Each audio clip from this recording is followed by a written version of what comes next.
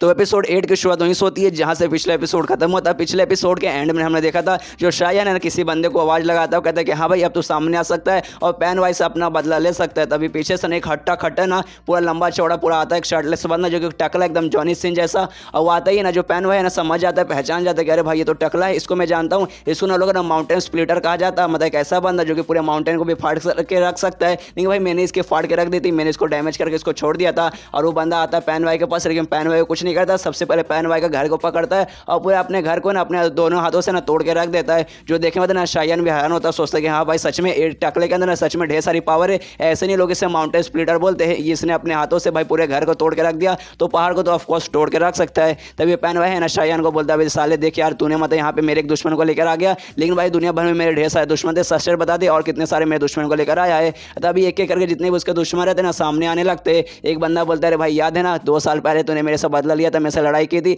और मुझे डैमेज करके छोड़ दिया था, आज मैं अपना बदला तुझसे लेने आ गया हूँ। और एक दूसरा बंदा बोलता है कि हाँ भाई मेरे तेरे साथ कोई भी पर्सनल दुश्मनी नहीं, लेकिन मेरी दुश्मनी है ना तेरे साथ इसलिए क्योंकि भाई तूने ना हमारे प्रिंस को ना नुकसान पहुंचाया। एक रात तूने हमारे प्रिंस के घर में घुस गया और घुसने के बाद ना हमारे प्रिंस का जो तलवार था ना वो तू चोरी करके ले गया, तो आज मैं उसी का बदला लेने आया हूँ। और ऐसा करके ना ढेर सारे उसके दुश्मन वहाँ पे आ जाते हैं और सब लोग चिल्लाने लगते कि पैन भाई अब तू गएगा, अब तू बचेगा नहीं भाई, पैन भाई अब तेरी चटनी बनेगी, हम तेरी कह के लेंगे, तेरे साथ थ्रीसम करेंगे। और ये सब कुछ देखने बाद ना यहाँ पे पैन भाई भी चौंकता है, सोचता है भाई ऐसे कैसे भाई, ये जो भी मेरे दुश्मन है ना दुनिया भर में इधर उधर फैले हुए थे, उनमें से कई सारे ऐसे दुश्मन है जिनको मैंने पूरा डैमेज करके छोड़ दिया था, हाथ तोड़ के पैर तोड़ के पूरा मतलब डैमेज कर देता। लेकिन भाई वो लोग हैं ना अभी मेरे सामने हट्टे खट्टे खड़े हैं, भाई ऐसे कैसे। इसलिए शायन से पूछते भी है कि भाई ऐसे कैसे तू ये सबको यहाँ पे सही सलामत कैसे लेकर आ गया। तो ये सुनिए शायन बोले बस सिंपल सी भाई सिंपल सा जवाब था, तूने सबको चोट पहुंचाया था, सबको तूने ना चोट पहुंचा के छोड़ दिया था। मैंने अपना पावर यूज किया और सारे के सारे बंदों का मैंने चोट ठीक कर दिया। और ठीक करने के बाद ऑफकोर्स वो लोग मेरे के मतलब आती हो गए कि हाँ भाई आपने हमारा चोट ठीक किया, अब तो हमारे महाराज है। तो मैंने बोला कि हाँ भाई अगर मैं तुम्हारा महाराज हूँ तो मैं एक छोटा सा काम करो, जो तुम्हारा दुश्मन है ना पैन बजा के उसे खत्म करो। तो सब लोग आ गए, मैंने उन बंदे को पास गया जिनके तुम्हारे साथ पर्सनल दुश्मनी थी, मैंने उनको चोट वगैरह ठीक किया, उनको बोले जाके मारो, सब लोग तैयार हो गए। मैं वो बंदों के पास गया जिनके साथ तुम्हारी पर्सनल दुश्मनी नहीं थी, लेकिन उनके महाराज उनके दूसरे लोगों से रिलेटेड दुश्मनी थी, मैं उनके पास भी गया। और सारे जितने भी दुश्मन थे ना दुनिया भर में इधर से घूम के ना सारे के सारे में तुम्हारे दुश्मन को यहाँ पर लेकर आ गया। और यहाँ पे शायन के दिमाग में रहता है कि हाँ भाई जो पैन वाई है ना कोई नॉर्मल बंदा नहीं है, वो बल्कि उसको ऊपर वाले ने इस दुनिया में चूज किया है, तो भाई ऑफकोर्स वो स्ट्रॉन्ग रहेगा। लेकिन भाई मैंने ना काफी सारे स्ट्रॉन्ग बंदे को ऊपर से उनको ठीक करके यहाँ पे लाया है, और सबके सब है ना बहुत बड़े दुश्मन ने पाइवान के मदद सच में यार अगर ये सबके सामने अगर लड़ाई करेगा ना अकेला है ना वो सबके सामने टिक नहीं पाएगा, सबके सब मिलकर तो भाई उसे मार ही डालेंगे। इसको लड़ाई चालू हो जाती है, पैन भाई और उसके जितने भी दुश्मन है वो सबके बीच में लड़ाई चालू है। यहाँ पे जो पैन भाई है वो भी अपने दुश्मनों पर अटैक करा, जितने भी दुश्मन है वो भी मिलकर उस पर हमला करे, जिसके साथ है ना मतलब दोनों बंदा काफी ज्यादा डैमेज हो रहे हैं, उसके जो दुश्मन है वो भी डैमेज हो रहे हैं और जो पैन भाई है वो भी काफी ज्यादा डैमेज हो रहा है। और यहाँ पे शायन भी देखते वो भी नोटिस करता है कि हाँ भाई जो पैन भाई ना धीरे धीरे वीक पड़ रहा है, वो मतलब अभी एक साथ है ना 2 बंदों से भी लड़ नहीं सकता, इतना वो वीक पहुंच रहा है। ऊपर से सामने वाले ना 1-2 बंदे नहीं है,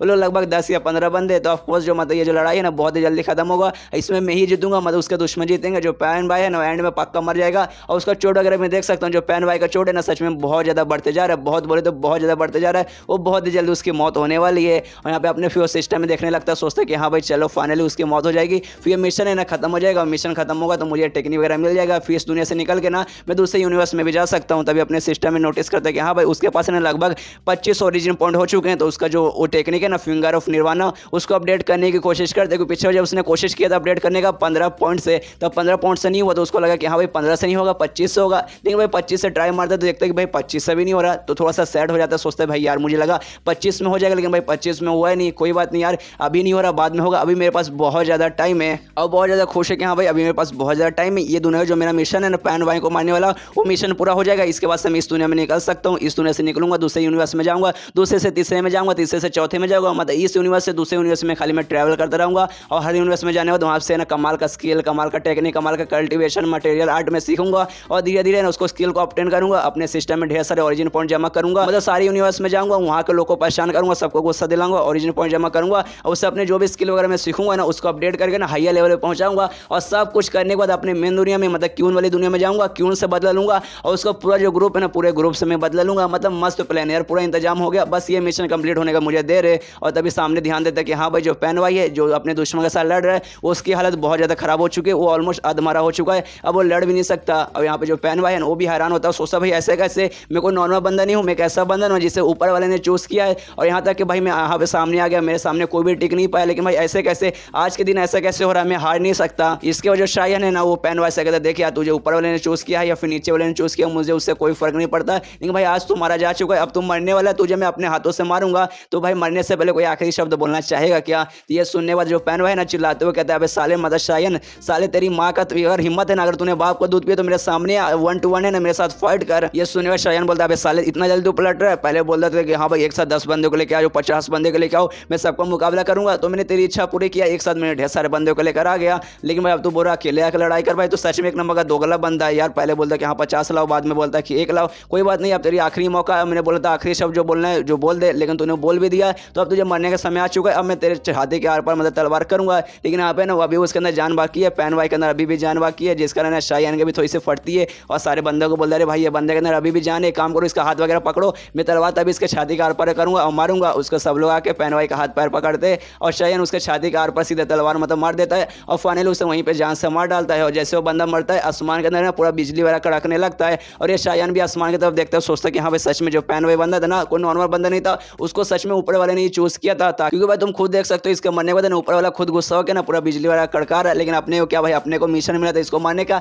अपने मिशन पूरा कर दिया, अपने को अब कोई भी टेंशन नहीं है। और तब उसका सिस्टम लिख के था, कंग्रेचुलेशन आपने मिशन पूरा पार कर लिया है, अब आपका मिशन पूरा हो गया, जिसके बदले आपको ना 70 ओरिजिन पॉइंट मिले हैं। ये देखे मतलब नहीं, ये खुश हो जाता है, शायन खुश हो जाता है, सोचता है भाई सच में मुझे 70 मतलब ओरिजिन पॉइंट मिले, मुझे लगा भाई मिशन पूरा हो जाएगा तो मैं इस दुनिया से निकल कर दूसरे यूनिवर्स में जा सकता हूँ, मुझे नहीं लगता भाई ओरिजिन पॉइंट भी मिलेगा, लेकिन भाई 70 मिल गया भाई, ये बहुत बड़ी बात है, मुझे बहुत ज़्यादा खुशी हो रही है, मतलब सच में ज़्यादा कमाल का है। और तब उसका सिस्टम में लिख के आता कि हाँ आपका मिशन इस दुनिया में पूरा हो चुका है, तो वो अपने मेन वर्ल्ड में वापस जा रहे, जो देखे मतलब शायन एकदम चौंक जाता है, सोचता भाई ऐसे कैसे भाई, मुझे लगा मिशन पूरा होगा तो मैं अपने मन से नहीं इस यूनिवर्स से दूसरी यूनिवर्स में जा सकता हूँ, फिर अपने मेन वर्ल्ड में जा सकता हूँ, लेकिन ये तो भाई मुझे जबरदस्ती वापस भेज रहा है भाई, ये तो गलत बात है। और उसको धीरे धीरे करके ना उसका बॉडी वापस मेन वर्ल्ड में भेजने लगता है, और इसका दिमाग खराब होने लगता है कि भाई ऐसे कैसे भाई, तूने मुझे धोखा दिया, मैंने क्या क्या सोचा था भाई, इस यूनिवर्स से दूसरे यूनिवर्स में जाऊँगा, वहाँ जाऊँगा वहाँ जाऊँगा, अलग अलग टेक्निक अलग अलग है ना स्किल वगैरह सीखूंगा, उसको अपडेट करूँगा और बाद में फिर मेन वर्ल्ड में आकर बदला लूँगा, लेकिन भाई ये तो जबरदस्ती वापस मुझे अपने मेन वर्ल्ड में भेजे। अबे साले सिस्टम, तूने मुझे धोखा दिया, मिल भाई तुझे मैं कभी छोड़ूंगा नहीं, लेकिन भाई तू कहाँ मिलेगा भाई, तू तो इंसान भी नहीं है। उसके जो शायन है ना अपने मेन वर्ल्ड में यानी क्वीन के वर्ल्ड में वापस आ जाता है, और वहीं पर उसकी आँख खुलती है जहाँ से वो पहुंचा था उस दुनिया में, मतलब उस स्ट्रिंग के अंदर सामने जहाँ मूर्ति से आती वो गया था,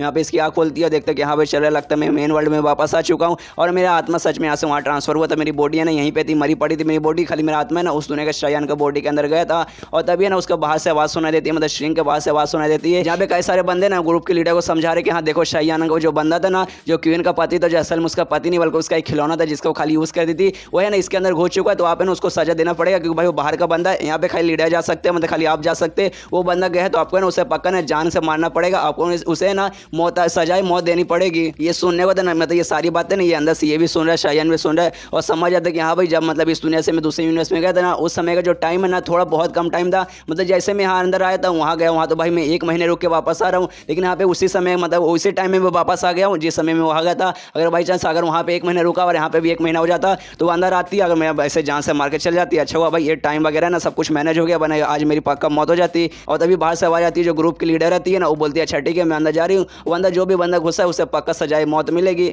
इससे तो अंदर एंट्री मारने के लिए आ जाती है। ये सारी बातें ना शायन भी सुनता है, सोचता है कि हाँ भाई लगता है ना कोई बंदा आ रहा है, और जिस हिसाब से मैंने बातें सुनी ना ऐसा लगता है जो ग्रुप का लीडर है ना वहीं पे आ रहा है, जो कि असल में एक फीमेल है, तो थोड़ा सा डरने लगता है कि अरे भाई ग्रुप की लीडर है ना यहाँ पे आ रही है, और मैंने सुना इसके अंदर आने का सजाए मौत मिलती है, तो भाई यार ऑफकोर्स मुझे सजाए मौत मिल जाएगी, लेकिन भाई मैं यहाँ से बच के निकलूँ कैसे, ऊपर से ग्रुप की लीडर तो सबसे स्ट्रॉन्गेस्ट वही रहेगी, तो भाई मैं उसके खिलाफ साथ है ना लड़ भी नहीं सकता, मेरे पास उतनी पावर भी नहीं है। तभी उसका ध्यान जाता है जो मूर्ति टूटा है, मतलब जो मूर्ति फ्रेगमेंट था जिसके जरिए दूसरे यूनिवर्स में गया था वो भाई टूट चुका है, और मूर्ति और किसी का नहीं बल्कि एक इंसेक्टर के थी, मतलब एक ऐसी औरत का था जो पहले इस ग्रुप के लीडर थे, तो उसके दिमाग में आता कि हाँ भाई ये जो मतलब औरत जिसका मूर्ति है ना इसका मैं यूज़ कर सकता हूँ, और ये मूर्ति ना किसी ऐसे वैसे लीडर का नहीं था बल्कि जो ग्रुप के सबसे पहले लीडर थी ना यूज़ का था, तो भाई इसका नाम यूज़ करके ना मैं मतलब किसी तरीके से यहाँ से बच सकता हूँ। और यहाँ पे इसको याद आता है कि हाँ भाई करंटली जो ग्रुप के लीडर है मैंने सुना वो बीमार है, उसको ना थोड़ी सी ऐसे तकलीफ हो रही है, तो उसको मैंने ठीक करके ना किसी तरीके से मतलब उसके दिमाग में कमाल का प्लान आता है, वो कौन सा प्लान है हमें आगे मालूम चलेगा। और तभी ना यहाँ पे वो छुप जाता है, और तभी जो ग्रुप की लीडर रहती है ना वो अंदर एंट्री मारती है, और एंट्री मारने के बाद कहती है कि हाँ साले कौन है, कौन इसके अंदर है बिना मेरे परमिशन के आ गया है,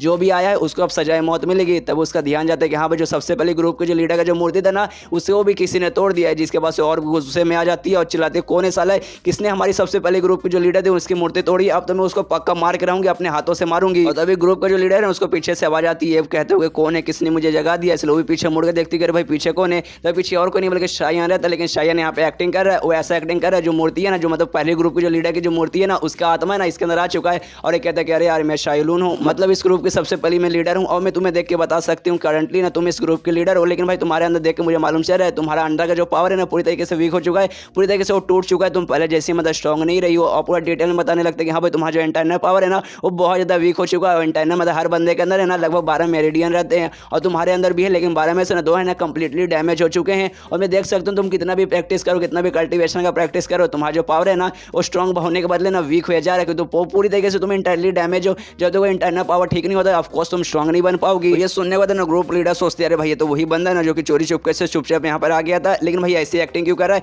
इससे क्या लगता है भैया ऐसी अगर एक्टिंग करेगा तो मैं इसके मतलब जाल में आ जाऊंगी। और मुझे लगा कि हाँ भाई सच में हमारी जो पहली ग्रुप की लीडर थी वो उसके अंदर आत्मा मतलब इसके अंदर आत्मा आ चुकी है, मतलब मुझे इतना पागल समझ के रखा है क्या। लेकिन भाई जो भी डिटेल में बता रहा है ना कि हाँ भाई मुझे ऐसा ऐसा हुआ, मेरा यहाँ यहाँ चोट लगा है, ये सब कुछ सही बता रहा है, लेकिन भाई इसको ऐसा कैसे मालूम चला भाई क्या सच में इसके अंदर जो पहली ग्रुप की लीडर थी शायूल वो कहीं वो सच में तो इसके अंदर तो नहीं आ चुकी है, क्योंकि भाई उनको शायद डिटेल में मालूम है, क्योंकि भाई इसके बारे में किसी को भी डिटेल में नहीं मालूम। और तभी यहाँ पे शायन कहते हैं कि हाँ मुझे मालूम है तुम्हारे अंदर ऐसा ऐसा चोट लगा है, लेकिन उससे मैं ठीक कर सकती हूँ। मेरे पास एक टेक्निक है जिसे कहा जाता है फिंगर ऑफ निर्वाणा, और फिंगर ऑफ निर्वाणा करता है और यही चैप्टर यहीं पे खत्म हो जाता है। तो मिलता है अगले किसी वीडियो में, जब तक के लिए बाय बाय।